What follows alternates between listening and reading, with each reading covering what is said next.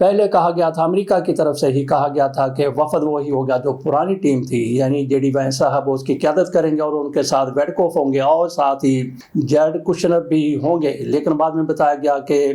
J D Venice کو drop کر دیا گیا ہے، شاید اس لیے ڈراپ کر دیا گیا ہے کہ وہ ایران کے حوالے سے کوئی تھوڑا سا نرم گوشہ رکھتے ہیں، لیکن بعد میں پھر پتہ چلا کہ جے ڈی وینس کو ہی ٹیم کا حصہ بنایا گیا، وہی سربراہی کریں گے۔ اس طرح سے ایران بالکل محفوظ رہ گیا۔ کیسے محفوظ رہ گیا؟ اگر یہ نہ آتے تو پھر ایران کے مذاکرات ہونے تھے، اسرائیل کے ساتھ، امریکہ کے ساتھ نہیں ہونے تھے۔ یہ کس بنیاد پر کہا جا سکتا ہے یا کہا جاتا ہے کہ اگر جے ڈی وینس وفد کا حصہ نہ بنتے، سربراہی نہ کرتے، تو پھر ایران کو اسرائیل کے ساتھ مذاکرات کرنا تھے۔ وہ اس طرح سے کہ اسٹیو ویٹکوف اور ان کے ساتھ جیرڈ کشنر، ان کے بارے میں کہا جاتا ہے کہ یہ اسرائیل کے ایجنٹ ہیں، اسرائیل کے لیے کام کرتے ہیں، اور یہی وہ لوگ ہیں جو ٹرمپ کو سمجھاتے رہے، بتاتے رہے کہ حملہ کر دیں، نہیں تو ایران ایٹمی قوت بن جائے گا، ایٹم بم بنا لے گا۔ اور ٹرمپ صاحب بھی ایسے احمق نکلے کہ ان کے کہنے پر انہوں نے ایران پر کچھ بھی سوچے بغیر حملہ کر دیا، اور پھر صورتحال پوری دنیا کے سامنے ہے، کس طرح سے پوری دنیا اس سے متاثر ہوئی ہے۔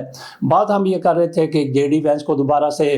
ٹیم کا حصہ بنایا گیا ہے۔ یہ ٹیم کا حصہ ان کو کیوں دوبارہ سے بنانا پڑا، ٹرمپ کو کیوں بنانا پڑا؟ بہرحال جس طرح سے اگر ان کو مائنس کیا جاتا ہے، ان کو آؤٹ ہی رکھا جاتا تو پھر